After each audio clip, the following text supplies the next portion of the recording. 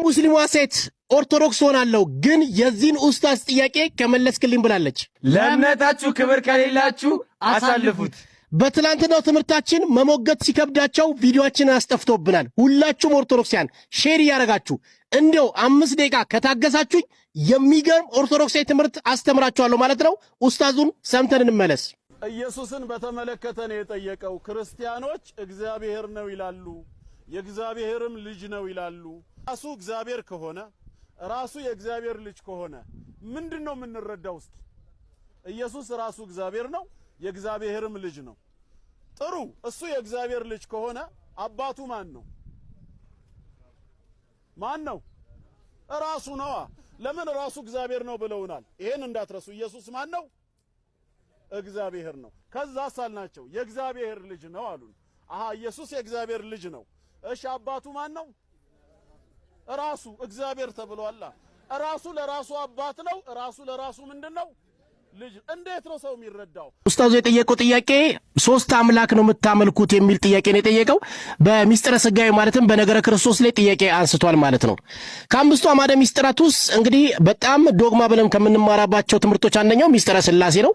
ስላሴ ማለት ሶስት አምላክ እናመልካለን ማለት ሳይሆን ስላሴ ማለት አብ፣ ወልድ፣ መንፈስ ቅዱስ አንድ አምላክ በሶስትነት ግን የሚገለጥ አምላክ አለን ብለን እናምናለን።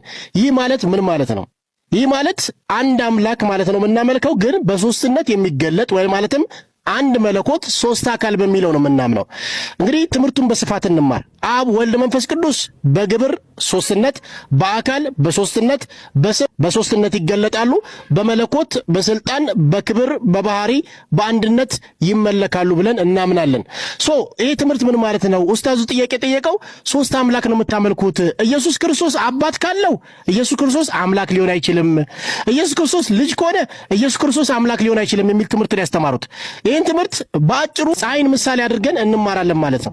ፀሐይ ምንም እንኳን ፍጡር ብትሆንም የስላሴን አንድነትና ሶስትነት ሙሉ በሙሉ ባትገልጽም ለእናንተ ትምህርት ይሆናችኋል ብዬ አስባለሁ። ፀሐይ ማለት አንድ አካል አላት። ፀሐይ ሙቀት አላት። ፀሐይ ብርሃን አላት። ፀሐይ ስንት ነች? አንድ ነች። ተመልከቱ። ከፀሐይ የሚወጣው ብርሃን ዓለምን ያበራል። ዓለምን ካበራ በኋላ ማታ ህልውናው ከማን ጋር ነው? ከአካሏ ከፀሐይ ጋር ነው። የፀሐይ ሙቀት ለዓለም ሙቀት ከሰጠ በኋላ ህይወት ከሰጠ በኋላ ህልውናው ከማን ጋር ነው? ከፀሐይ ጋር ነው፣ ከአካሏ ጋር ነው።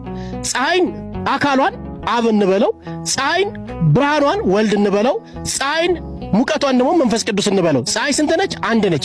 አብ፣ ወልድ፣ መንፈስ ቅዱስ ስንት ናቸው? አንድ ናቸው። ከፀሐይ የሚወጣው ብርሃን ዓለምን ያበራል። ዓለምን አብርቶ ህልውናው ከማን ጋር ነው? ከፀሐይ ከአካሏ ጋር ነው። ወልድም በተለየ አካሉ ዓለምን ያድናል። ዓለምን ካዳነ ስጋውን